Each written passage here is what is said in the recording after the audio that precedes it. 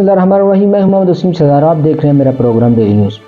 दोस्तों, गज़ा पर बमबारी जारी है और अब रहायशी इलाकों और अस्पतालों पर हमले किए जा रहे हैं। आज अस्पतालों पर हमले किए गए और जिसमें 107 अफराद शहीद हो गए। दोस्तों, अल नसर अस्पताल गैर फाल होने की वजह से आज मज़ीद 8 अफराद शहीद हो गए, जबकि गुज़श्ता 24 घंटे के दौरान 107 अफराद शहीद, जबकि 145 अफराद शदीद ज़ख्मी भी हो गए। दोस्तों, उधर लंदन में, बरतानिया में शहज़ादा विलियम ने गज़ा के अंदर इंसानी हकूक़ की खिलाफ वर्जी और शहादतों पर जंग बंदी का मुतालबा कर दिया है।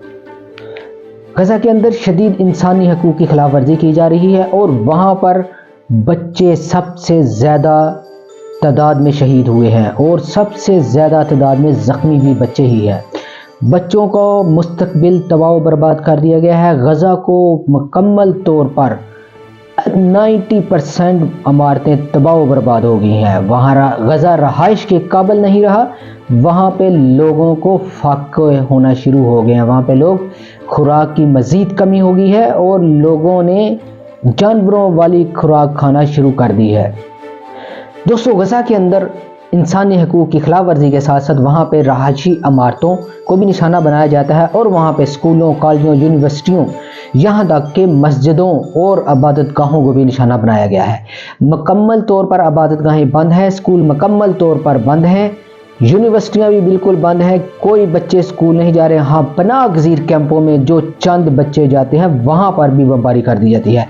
पनाह गज़ीर कैंपों में शदीद मुश्किलात हैं, खुराक की शदीद किल्लत है। इसराइली फ़ौज जो खुराक ले जाने वाले ट्रक हैं उनको निशाना बनाती है और वो खुराक जो है वो गज़ा के मकीनों तक नहीं पहुँचने दे रही।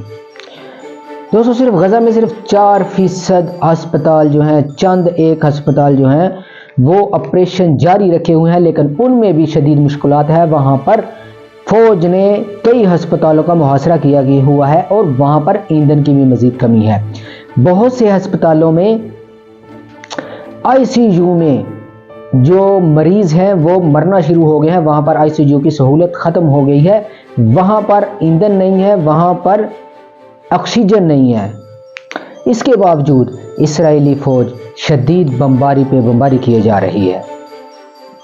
दोस्तों, दुनिया में इस वक्त 2 अरब मुसलमान हैं और पूरी दुनिया में मौजूद हैं। ये 2 अरब मुसलमान हर जगह मौजूद हैं और हर बंदा अपने अपने अंदाज में एहतजाज कर सकता है और करना भी चाहिए कि तमाम मुसलमान, एक मुसलमान के नहीं तमाम मुसलमान ये देख रहे हैं कि गज़ा पर इंसानी हकूक़ की शदीद खिलाफ वर्जी की जा रही है। गज़ा को तबाह बर्बाद किया जा रहा है, वहाँ पर मुसलमानों के साथ तशद्दुद किया जा रहा है, उनको शहीद किया जा रहा है, इमारतों को तक शहीद किया जाता है, जो अस्पतालों में मरीज़ मौजूद हैं उनको भी शहीद किया जा रहा है।